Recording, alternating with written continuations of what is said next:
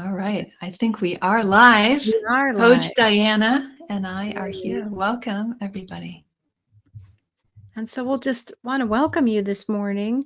Actually, this afternoon for some of you, this morning for others. And I'm going to go live on Instagram now. And it looks like we are live on Instagram too, I believe. Yay. All right. YouTube. We have some ladies from YouTube. Welcome. Glad to see you here. I'd love to interact with you in the chat. So let us know you're here, Tamara. So good to see you again. Thanks for showing up to so many of our lives. Today's topic is how to recognize gaslighting. So this is an interesting one that maybe grabbed your attention. Love to know why it grabbed your attention and what do you know about gaslighting? That is a great question. How do you recognize it? What types of gaslighting have you experienced? We're going to be talking about this today. Good morning, Tamika, Good morning. Robin, Betsy. We can tell where people are from based on whether it's good morning or good afternoon, huh? That's true. It's afternoon where I am. We don't have and anyone. where you are as well. Yeah, Susan and I are in the same part of the U.S. I don't see anyone from down under, do you? Not yet, but No. that doesn't mean we won't have somebody. Okay, I'm going to just let you know that you're a little blurry. I just checked with our tech team. So what you might want to do is put your hand up and just I had this yesterday too. Okay, because we want to see your beautiful face. Just Thank you. Yeah. And it may be that there's some construction going on in the neighborhood. I think it may be my Wi-Fi is a little bit. Could be the bandwidth, yeah. So just know that Susan is beautiful, even if she's blurry. So thank you for that plug. Susan, this is one of my favorite topics to talk about. I don't know why.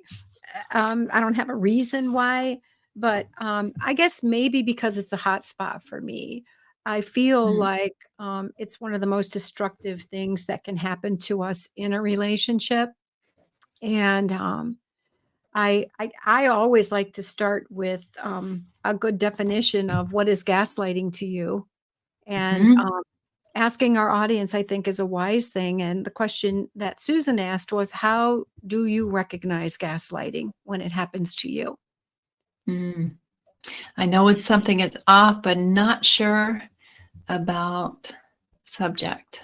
Yeah, I saw another one. I've been told things that I know aren't true, but something that happened. Yeah. I know that I gaslight myself probably every day. I need to become really aware so I can stop. Absolutely. And we do gaslight ourselves. And especially if somebody has been gaslighting us for a long time and we already doubt ourselves, is that we will continue that same pattern. We certainly will. The gaslighting that I have experienced is remembering something correctly and being told I'm remembering it incorrectly or it never happened, even when I have proof. That's a great example. Messing with your mind, making you feel like you're going nuts. Yes. Absolutely. Yeah. Did you have a definition for us, Diana? I do. One. If you want to, we can compare. We can. I have several definitions here. So it is psychological manipulation. And often we think people do it intentionally. That's debatable.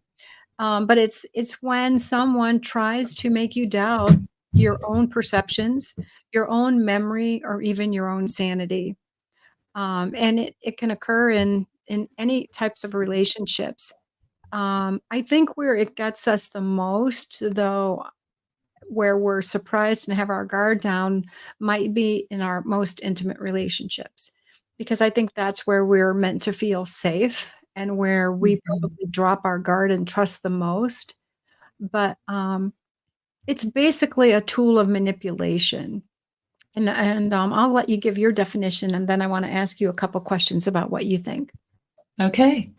Yeah. So gaslighting is the denial of reality in order to groom another person so that they can be dominated.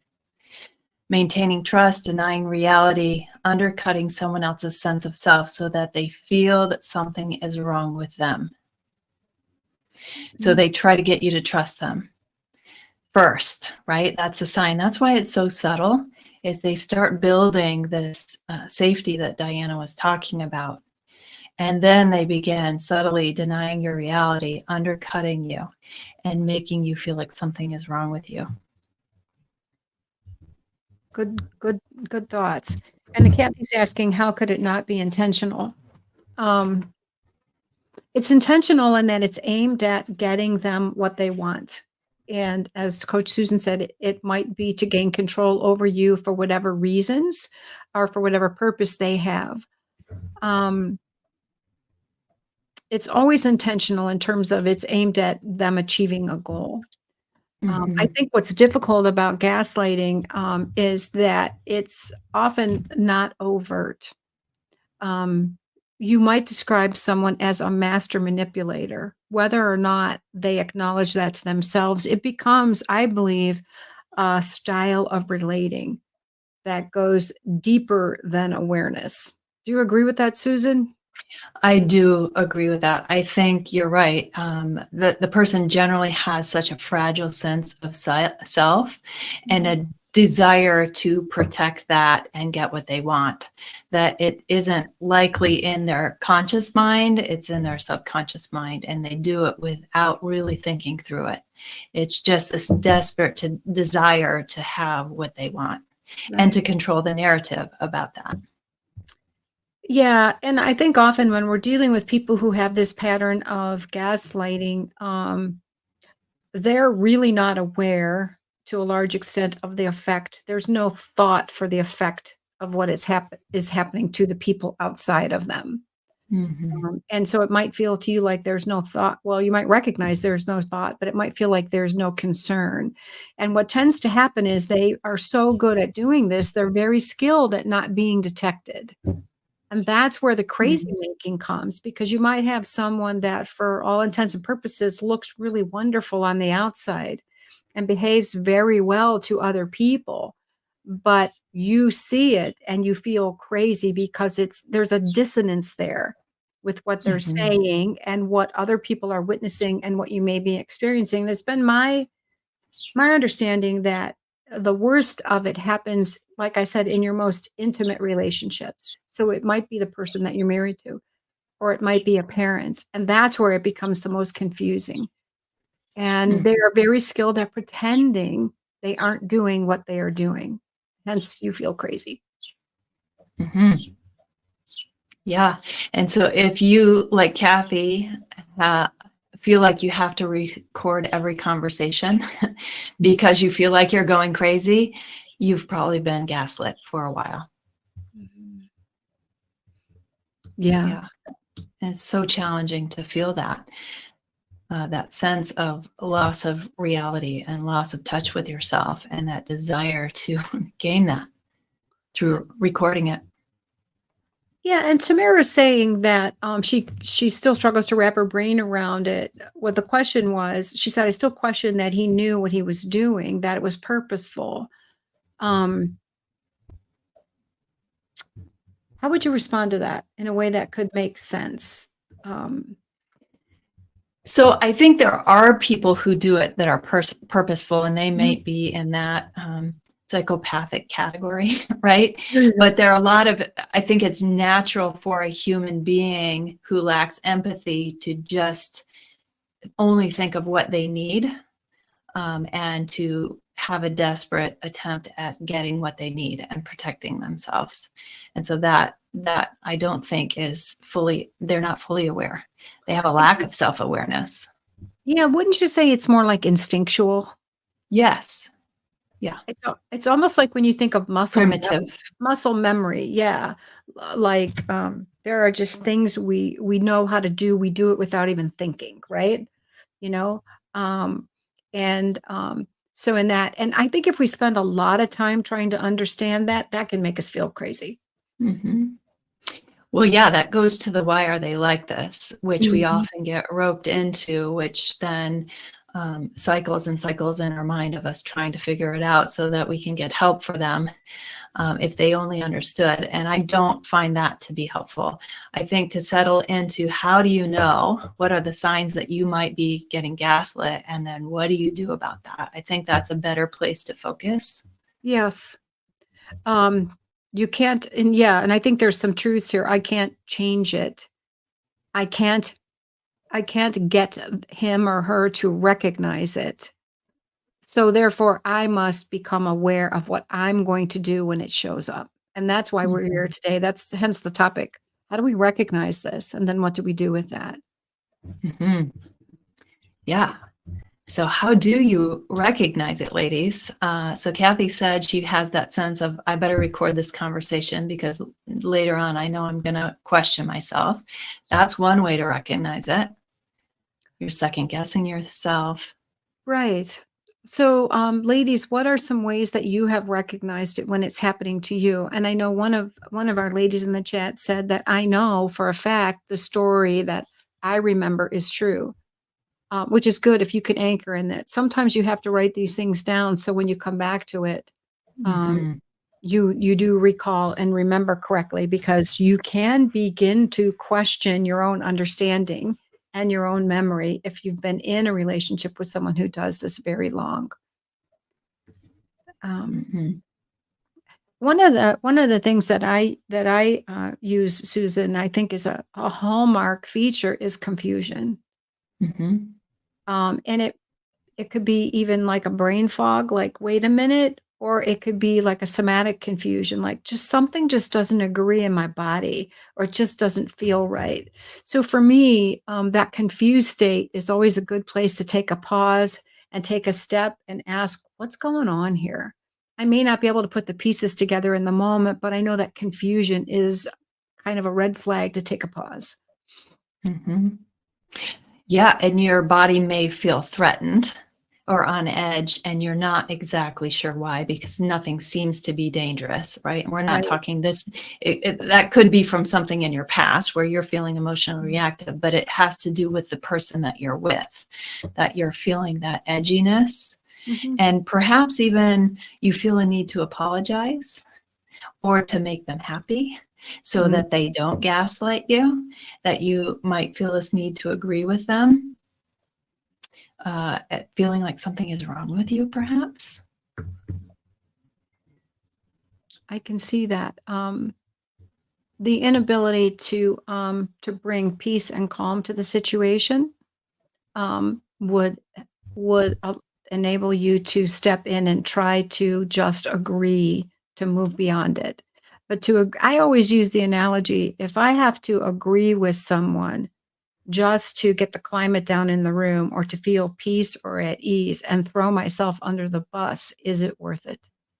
Mm-hmm. Can I tolerate just the uncomfortableness and the discomfort of what's happening? Yeah.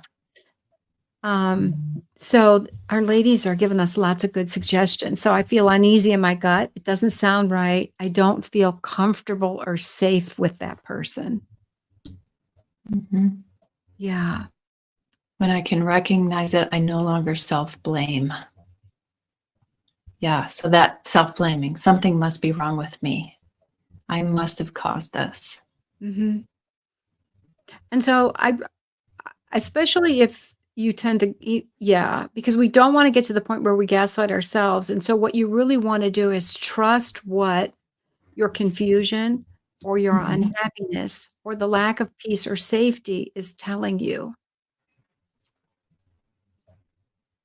Yeah. You may also notice that you become a weaker version of yourself around this person, or over time, you've lost yourself around them. That may make you tune into what's happening in this relationship for me. So we're giving you ladies lots of ideas about how I feel and how I think, or how I might feel or think when I may be being gaslit. And I think it's something to really practice stepping into, especially if you're used to accepting the blame and Mm-hmm. agreeing with someone else's version of events. Yeah. If you find yourself being that, I'm sorry I made you feel that way. Mm. You may be people pleasing them. And I find that people pleasers can easily get trapped in gaslighting type relationships because they are willing to become less of a self so that the other person can be selfish. Mm.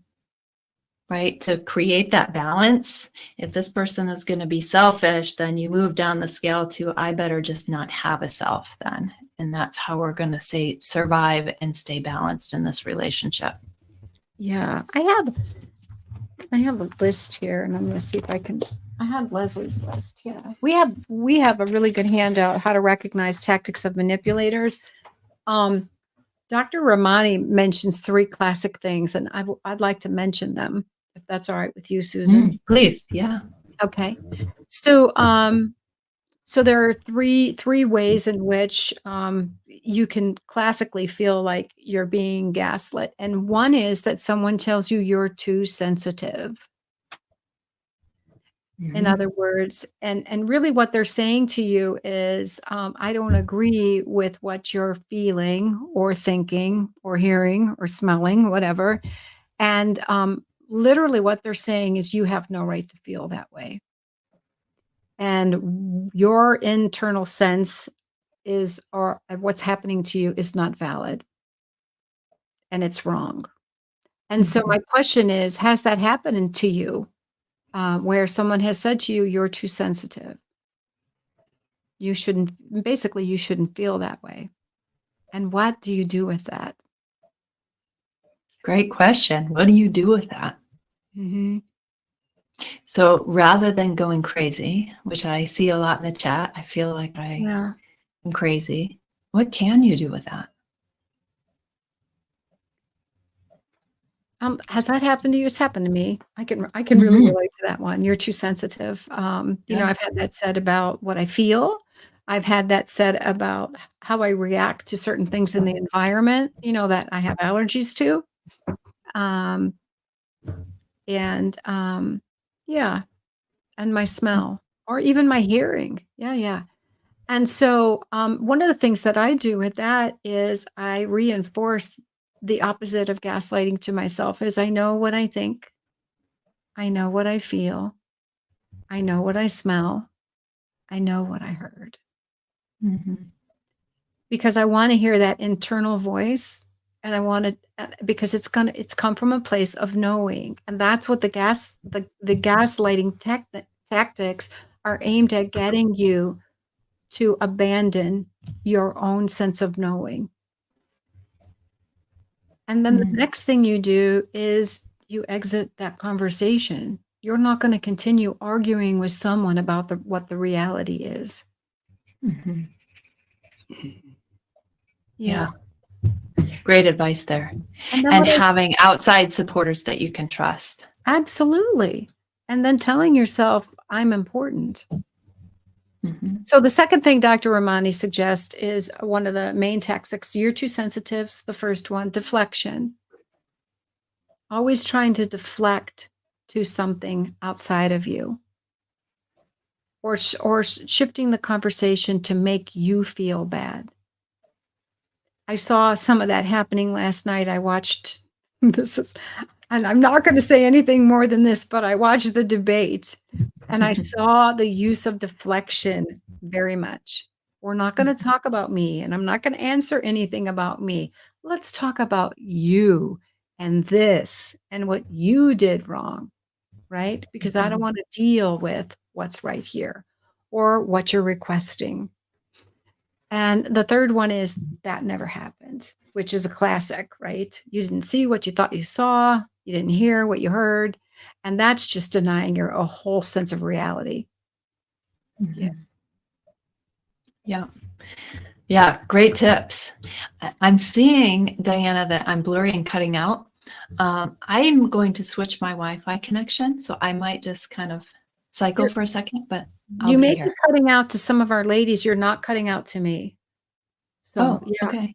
go ahead and do what you need. And so, ladies, we are going to take questions about this. But I think my goal for your takeaway would be for you to have some understanding of what gaslighting is, and when it happens to you, how to recognize it, and then what do you do with that? Much better, Susan. Awesome. Yeah. Glad to hear that. Right. So, what do you want your takeaway to be today? As you come away from our time together, that we've decided we wanted to really speak with you, we want to give you some good takeaways and some strategies for really recognizing these tactics, knowing you're not crazy, and walking away with some tools. Mm-hmm. If you have particular questions around gaslighting that you would like to ask us, go ahead and go to leslievernick.com/question/, and those can be privately submitted so that they're not on Leslie's public page. This is a public page where anybody can read your comments or your questions. And so it may be better for you to submit it there just for your own security and privacy. And yes, deflection is a form of gaslighting. Mm-hmm. So, Yeah. Would go you ahead. talk a little bit about that connection where you're seeing that Deflection is deflection? all about. Mm-hmm. All right. So when you think about gaslighting being a form of psychological manipulation, right? Mm-hmm. And it's, initially it's aimed at trying to get you to second out your perceptions, your memory, or your sanity. But think about trying to have a healthy, forward moving relationship with someone. And you're trying to talk about a subject, a topic, or even a behavior, and they're deflecting. They're not wanting to talk to you about that. They are gaslighting you in the sense of, we're not going there. And so the subtle messages are, that's not important. That's Mm-hmm. not what we need to pay attention to. And then they're going to use minimization, denial, and blame to deflect and to bring you in as the one who's in error, who's the bad guy, depending on what the situation is. Can you add to Yeah. that, Susan? Yeah, I think that clarified it a lot. Yeah, it is that what you think is important isn't actually important. Let me tell you what is important. Right. And so that's how they kind of flip it. And let's talk about your issue because that's what's really important. And that's where they place the guilt and the blame on you and deny that anything you said needs to be discussed. Yeah. And often when deflection is used, you might be speaking about someone's behavior, or I mean, it might not even be behavior. It might be, I realized that I asked you to do the dishes and you didn't do the dishes, right? And so instead of coming back and saying, "Oh, gee, I'm sorry that I didn't do the dishes, I got distracted," it would be something more like, "Well, I saw you left your socks on the floor the other day." You know what I mean? Mhm. And and you tend to do that a lot, and just on and on and on. So it's just really a way of getting around you, not answering, not validating, not dealing. I will tell, and Susan, it's just, I guess as we're talking about it, I'm getting a little pumped because it's really like, I'll tell you what's important. I'll tell you Mhm. how to think. And I'm going to groom you not to bring up what I don't want to deal with. That's a powerful statement. Exactly. I'm going to groom you not to bring those things up anymore. Right. It is Right? grooming, isn't it? Yes. Yeah. Yeah. And it may even come with some criticism or some labels on you. You're so petty. Why are you talking to me about the dishes? Look at all the terrible things that you do. Right. And so then you don't want to bring up the smallest little thing because you're going to get this diatribe of all the things that you've done wrong. And so then you begin to just do the dishes, right? And not say anything and to make sure everything is just cleaned up so you don't have to talk about any of it because it goes nowhere. Yes. And so what happens long term when you do that? Mm. That's the loss of sense of self Mm. and the high cortisol levels and the self-doubt that you have on yourself of what's happening to me. Or you might fall into despondency and just Mm, giving up. Either way, it's everything you said. It can look different depending on yeah. just where you're at. Yeah, Well, any survival mode, really, right. right, is that your body starts to tell you you're not safe here. Things Mm, are not going well. And that's why it's so important that you recognize those signs in yourself that your body is going into fight, flight, freeze, fawn, whatever it is that your go to is when you're dysregulated, overwhelmed, and feeling unsafe. Is how do you get yourself to safety when your relationship is not safe because you're being denied, judged, minimized? all of those things. Mhm. And Tamika's asking, is it better to exit the conversation or say what the truth is? I normally ignore the gaslighting text messages. Mm. Do you want to take a stab at it or do you want me to say first? Well, I think using your judgment there based on the relationship that you know you have, I think it might be a both and, is that you can say, actually, that's not how I feel, and then exit the conversation. So if stating the truth is a simple one-liner, I think that you can do that because I think there's power in hearing yourself say it and you're making the boundary of I'm different than you. So I love boundary statements, and boundary statements don't use the word boundary. It's just defining who you are and your limits and recognizing that the other person Mm. is different. And so there's so much value in speaking the truth in that way, not so that the other person understands or agrees, but so that you hear yourself saying it so that you don't lose yourself. If it's not safe to say it out loud, I would say it in your head because Right. it's still important that you know that. Yeah, what were your thoughts on that? Actually, I thought you covered that exactly as it needed to be said. Mm, Um, you, the purpose for speaking truth is really for you. Because if you're at this point and you're experiencing these dynamics and they're a consistent pattern that you've recognized over time, you're not going to create awareness or change in the person opposite you. And so that's just really important to know when you're speaking the truth. As Coach Susan said, I'm doing it for me. mhm. Yeah, Yeah. absolutely. And that's why we're here, right? To pour into you, to help you take care of yourself better. And you Yeah. can't change another person, but you certainly can impact you and your experience. Yeah. So, and we want you to be prepared to detect people that are doing this to you because, as Coach Susan said, it has an effect on your sense of self and your entire nervous system because you're always armed for battle Mhm. and looking for safety and protection, right? Three things I'm just going to emphasize what you said earlier on is what ends up happening if we don't detect this and create awareness and have a defense is that it will rob us of ourself, of understanding ourselves and who we are. And I think over time, even knowing who we are and in the sense of what I want, what I think, what I need. And it strips you also of just basic trust, especially when you're living with someone or you've been raised with someone who has done this to you. You don't know where trust lies. That's why we Mhm. want you to understand these tactics and tell yourselves and internalize the truth that it's not you. And unfortunately, it can make you feel a little crazy along with that.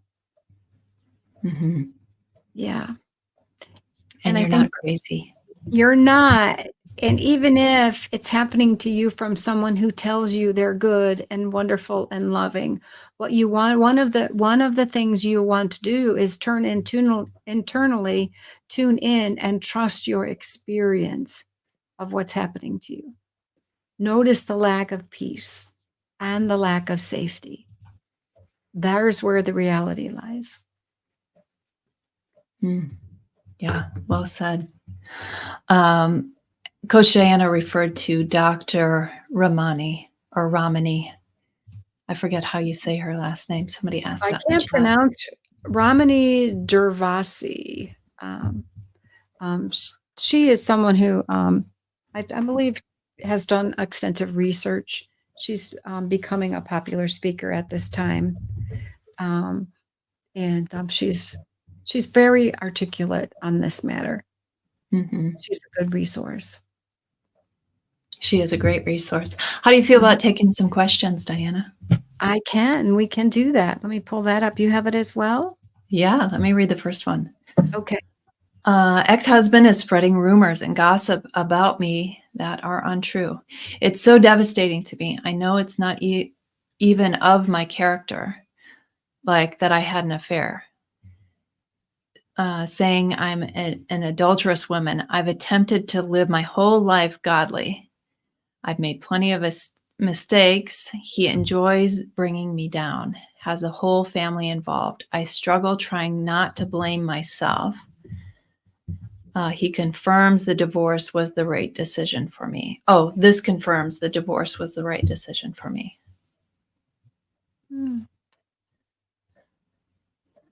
Yeah, so he's spreading lies. He's creating a narrative that's untrue. So I'm wondering what the question is here.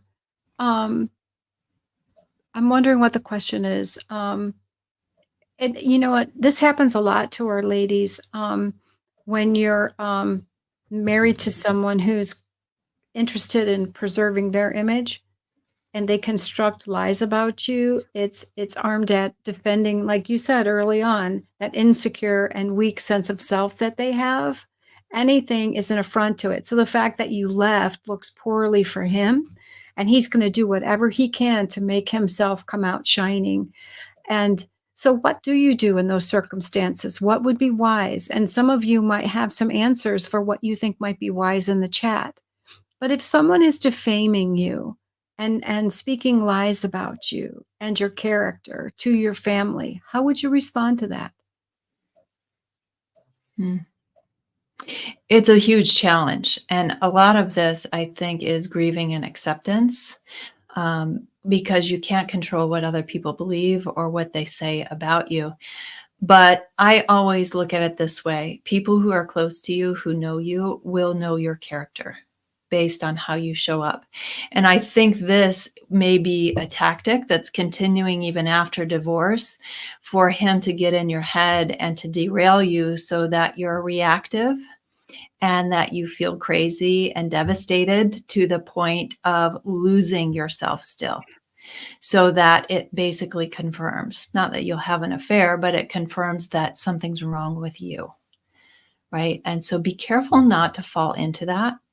That is part of this tactic of somebody who tells lies about you, is that they'll do it so much for the purpose of creating what they want out of you, which is for you to look crazy.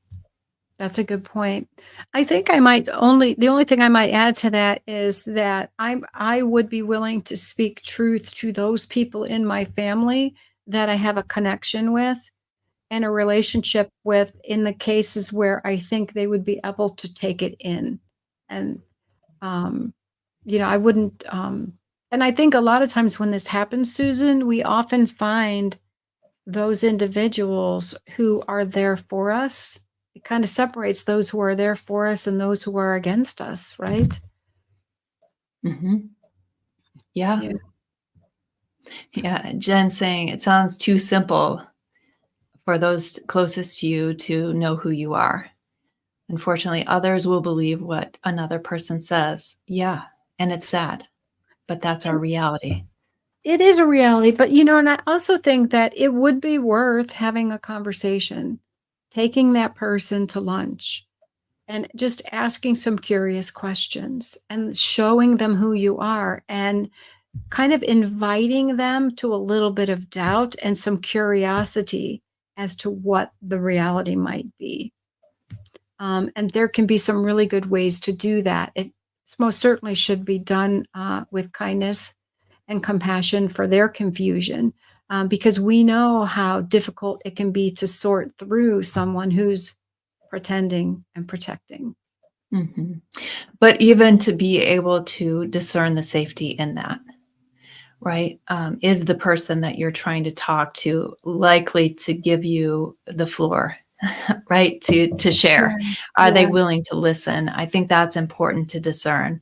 So if these people are his family and they're going to side with him no matter what, it may not serve you to take them to lunch and explain. So that's where discernment comes into play, because you don't want to further harm you by getting more gaslighting and people also not believing you.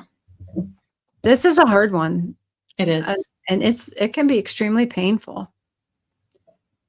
extremely. Well, do you want to go to our next question? Yes. All right, I'll read this one. My husband Okay. has stopped being angry for the most part and now regularly says with self-pity, I don't remember saying or doing that, but if you say I did, I believe you. Is that gaslight? Is this gaslighting? It feels manipulative and confuses me. It means things are closed to discussion. I'm shrugging it off and moving on, but I think it needs addressing. Can you give me some ideas about how to treat it differently? Hmm. Well, my first thought about that is I don't know if it's gaslighting or not, but what is the pattern that you've experienced with your partner? Does your partner tend to gaslight you over different things? Um, but you'll know if you said it's closed to, it means things are closed to discussion. How do you know things are closed to discussion? Is that his way of shutting it down? I just want to tell you, I don't remember, but I believe you. And then what? Does he take ownership, responsibility? Is he willing to understand how that's harmed you? That's where I would go with that. There are a lot of things that my children, we talk about, um, their process growing up. And there's a lot of things that they remember that I remember differently.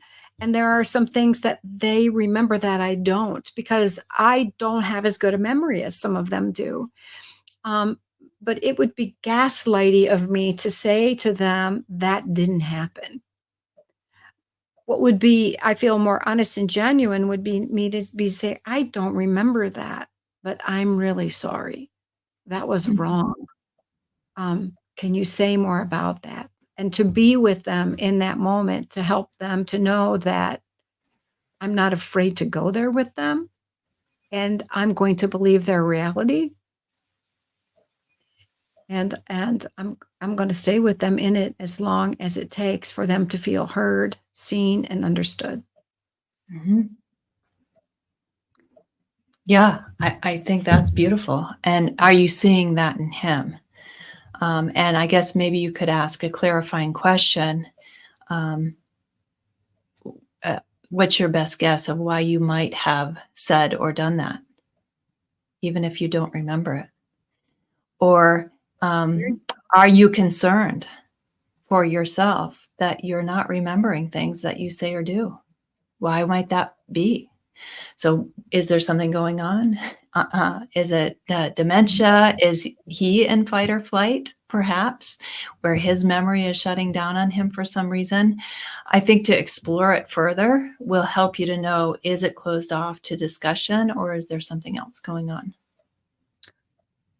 That's well said. The other thing I as we read this question, the other thing that I'm hearing is what your experience is.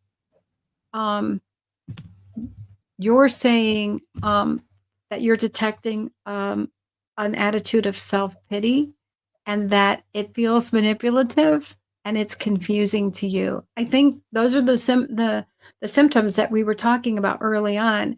You've got three things that you mentioned here. I'm guessing there might be some gaslighting going on. What do you think, Susan? Yeah, it's very likely. And like Diana said, it's important to pay attention to those signs within you.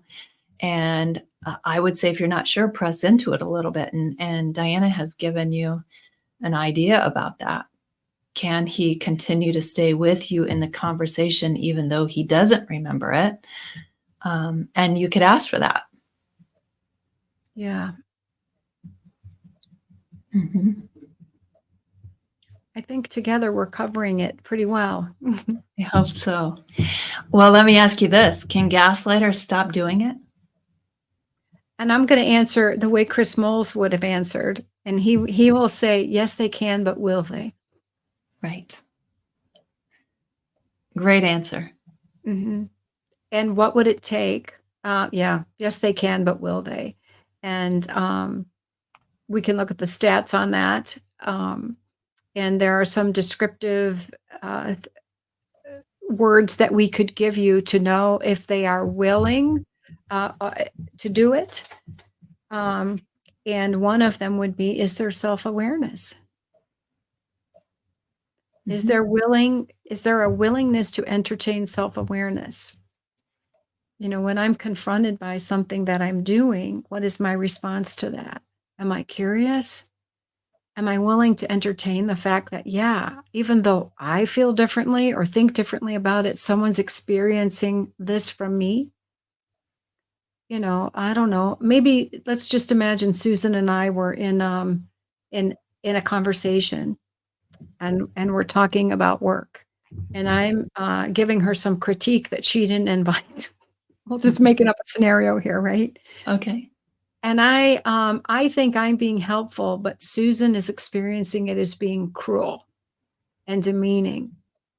And she comes to me and suppose I am a gaslighter and one who needs to be in charge and feels superior. And I just think she needs to hear what I have to say, you know, because I know the right way to do it, right? And she's telling me that I felt all those things. And I'm saying to her, well, you know, my response is either, oh my gosh, how did I come across that made you feel that way? Tell me what it was that I did because I care about you. And I don't want that for our relationship, as opposed to, I'm not sure what you're talking about. Give me some examples. Are you sure? You know what I mean? I was just trying to help. What's the difference in my tone that you hear? And hopefully that gives you an idea of what the attitude of humility would be. And I think, to be honest, Susan, I think people who gaslight are very self-protective. They're very vulnerable. But do you detect a spirit of pride maybe as well? Mm-hmm. Yeah. Yeah, that need to be right. And that Yeah, protects them as well. right. And so there's a reason why it says God resists the proud.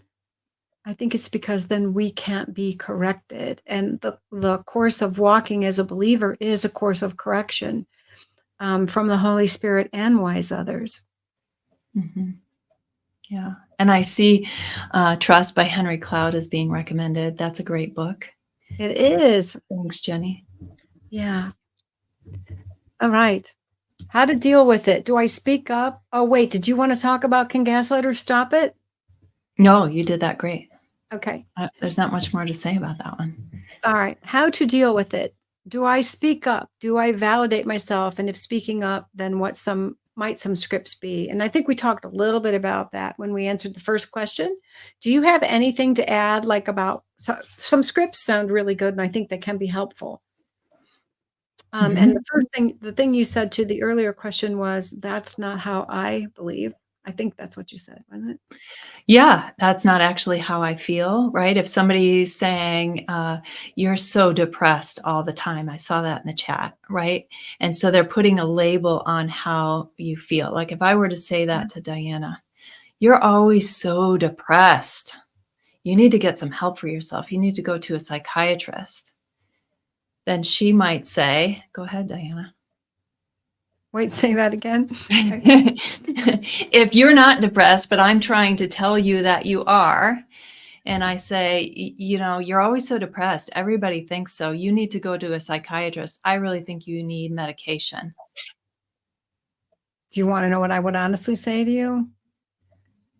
Yes, for your recommendation for how somebody could have a good assertive script.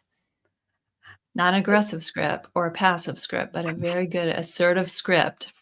Well, I might be curious and I might say, what is it that you see give me some specific examples of what you see in me that you think is depression? Well, everybody sees it. I'm not the only one. I mean, it's obvious. Our house is a disaster. Dinner's not on the table when I get here. You look a mess. I mean, what more do you need? It's obvious. Everyone thinks so. My mom said so. Well, I hear what you're saying, and I will consider your words, and I will speak to your mom as well. But I think I'm a good judge of what's happening inside me, and I disagree. There you go. Beautiful script. There's a script for you. Yeah. And do you validate yourself? Absolutely. Mhm. Yes. Well, yeah. I mean, this just happened to me the other day. I was down the basement and there was mold. And I talked about this in another Facebook Live. And I came up and I'm allergic to mold. And so all of a sudden I was having a reaction. And the individual that I was speaking about this with said to me, you're sensitive. You're too sensitive, because they don't have a sense of smell. And do I, and it was a it was a big concern for me because that's where we store everything. And so I certainly don't want that. And so do you validate yourself, or do you just blow it off? What would the repercussions be to me of blowing that off? And so, for me, it's that internal voice. I know what I'm experiencing. I know what I'm smelling. I've got a good detector, and it's most definitely mold. And I think I might have even said that out loud. And what do you do with that? If your person isn't willing, or whoever it is you're speaking to isn't willing to deal with it, then you deal with it. I don't need the buy-in to take care of myself or to believe myself. Mm-hmm. Yes, but there's confidence in being able to validate yourself, right? It's I believe it's a self-care thing. Yeah. Tamika's saying you're really good at being a gaslighter. Thank you very much, Tamika. I've had experience being gaslit. I do know what it sounds like. And I did want to be an actress at one point in my life. Did you really? Yeah. Oh, you would have been great. Thanks. But I'm glad you're here instead. God had different plans for me. Yeah. I know we want to take more questions, and I'm just going, projection. I have a whole list here. I'm just going to go over it quickly so you can grab what you can grab. These are all forms of gaslighting: denying events that happened, minimizing your feelings. And that's what we just demonstrated. You're overreacting, you're too sensitive, contradicting your memories, diverting or distracting. We talked about that. Projecting. They will accuse you of doing what they are doing. Withholding information, creating confusion. Sometimes you feel like when you're around this person, there's always chaos. That's intentional. So you can't think clearly. So you defer to their judgment, to their wants. It's all grooming and manipulation. Isolating you, using compassionate words as victims. I'm only doing this because I love you. I'm concerned about your well-being. Yeah, that was a good one for the script that Susan and I were doing. I'm concerned for your well-being. I see you as being depressed, right? Consistently undermining your confidence by making disparaging comments. Even the tone, like some people are so good at this, they don't even need to use words. They can minimize and intimidate you by looks, by gestures. That's the covert piece. And of course, Leslie, and I don't know if Jessica can find it, but we have 9 common tactics of manipulators. And before we go to another question, one of your biggest tools for recognizing gaslighting and is to grab a handout like Leslie's handout here, which is 9 common tactics of manipulators, and read them. There are checklists you can download, but have a list of what manipulation looks like. When you feel confused or crazy, pull it out. What is happening to me? Have a name for it. Because if you don't know what it is, you stay in confusion. But, if something's happening to me and I get stuck in a conversation, I'm in fight or flight. I can't think clearly. I'm going to go back and pull out my handout, and I'm going to look and say, oh, that's what was happening to me. He was contradicting. He was diverting. He was distracting. He was like bullying. Have labels for it. So you validate your experience and you're not crazy. Okay. Can I add one to your list? Because I think it's really important. Yes, please. Is they give you false hope for the future. They say that things are going to be better in the future, that they're working on their part. Just hang on a little longer. It's not always going to be like this kind of stuff. And that really plays into our Christian belief system that anybody can change, and we want to be gracious and helpful. And oftentimes that's just a tactic. Good one. To distract you from knowing what you know, feeling what you feel, is placing you into this future life that doesn't exist. So staying reality oriented here and now and trusting what I'm sensing in the moment, along with evaluating the history of what this person has done to me, regardless of what they say is happening. Because there'll also be a revisionist history as well. Right? Yeah. And, and if you don't remember, you can ask other people who were there too. But I love that, Susan. I wrote it down on my list. False hope for the future is another form of gaslighting. I love that. We need to make a whole nother list. We should, all of the coaches could come together and just expand on this, because I think it would be so helpful. So when we get a spare moment, we'll work on that for you. Yeah, absolutely. So we're getting close to the end of our time together. Maybe just put in your chat, what is your takeaway today? And while you're doing that, I just want to briefly answer this question, because it has to do with safety, and I care about your safety. Is it safe to write down conversations that my husband and I have? I would ask you, why are you suspecting that it may not be safe? And then pay attention to that. So I do think that written conversations are helpful for you in order for you not to feel crazy. I think also that it tracks the pattern, which I think is helpful. If you're concerned that he'll find it or that he'll be angry with you, safety is of top concern. So can it be password protected on your phone? Can it be locked in a safe? Can it be at your girlfriend's house? I want you to think through that. So safety planning in this regard. Any thoughts on that? And if you have whatever device you have, in my phone, I use Microsoft. I have OneNote. Apple has Notes. You can do an audio to text recording, and the Apple phone, and I'm sure Samsung and the Android phones have a way of locking that stuff down so that only you can get to it. So you can provide for your safety in that. And making sure that you don't have shared devices with that person. You know how Apple connects families sometimes, and everything somebody puts in can be seen. Is you just really want to think through the safety concern and prepare. So really asking yourself, why might it not be safe for me? And why am I having that question within myself? And ladies, we want to invite you, if you're wanting to overcome and move beyond some of these things that you do. And I mean, I think arming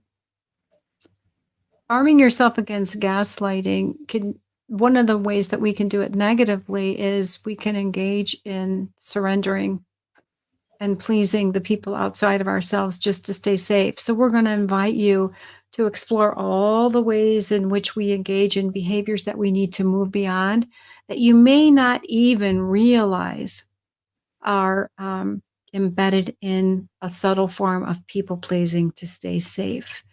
And so we're starting that just in a week. I put the link in the chat for you and would like you to take a look at that. And if it is something that you feel God is really inspiring you to do, we would love to have you. It's a new form. Yeah, it's a great format.